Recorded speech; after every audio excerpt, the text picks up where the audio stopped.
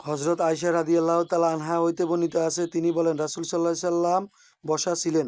সেই সময় আমার একটা ও শোরগোল এবং শিশুদের হইচই শুনতে পেলাম। রাসূল সাল্লাল্লাহু উঠে গিয়ে দেখলেন এক হাবশী নারীর নিচে কুদে খেলা দেখাচ্ছে, আর শিশুরা তার চারদিকে ভিড় জমিয়েছে। তিনি বললেন, হে আয়েশা, এসো এবং প্রত্যক্ষ করো। অতএব আমি গেলাম এবং রাসূল সাল্লাল্লাহু আলাইহি সাল্লাম আমার কাঁধের উপর ও চিবুক রেখে তার খেলা প্রত্যক্ষ করতে লাগলাম।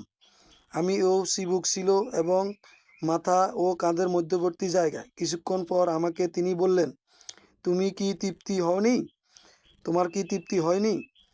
তিনি বললেন, আমি না ও না বলতে থাকলাম।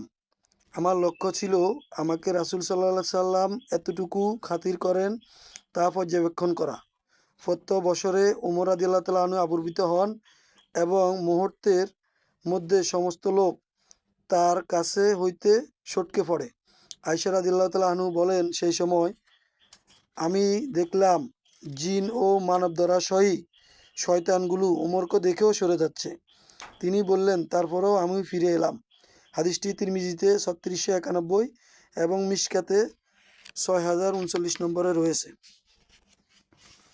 হাদিস নাম্বার তিরমিজি ৬৩৯ আবু হুরায়রা রাদিয়াল্লাহু তাআলা আনহু হতে বর্ণিত আছে যে রাসূল সাল্লাল্লাহু আলাইহি সাল্লাম বলেন, একদিন এক লোক তার ও মেষ বকরি ফাল চড়াচ্ছিল।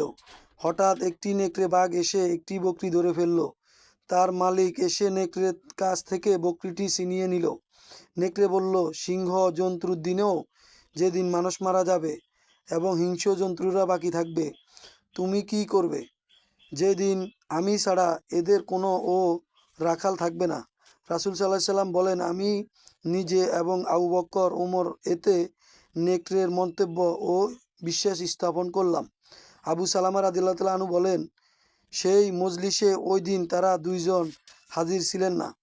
হাদিসটি তিরমিজিতে ৩৬৯৫, সহিহ বুখারীতে এবং সহিহ মুসলিমে রয়েছে।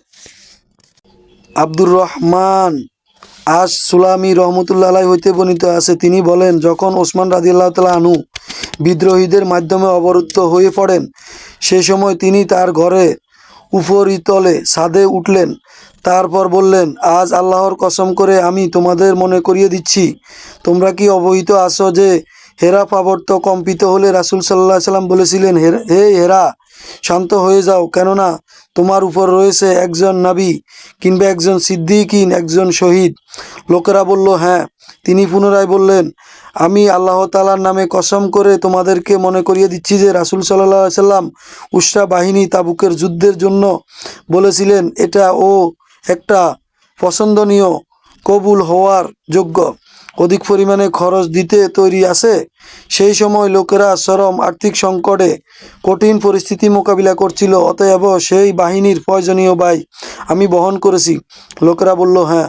আবার তিনি বললেন, আল্লাহ তাআলার নামে আমি শপথ করে বলছি, তোমরা আমি ও আমার মনে করিয়ে দিতে চাই, তোমরা কি জানো বা মনে আছে, রোমদের কূপের পানি কেউ ক্রয় করা ব্যতীত পান করতে পারত না।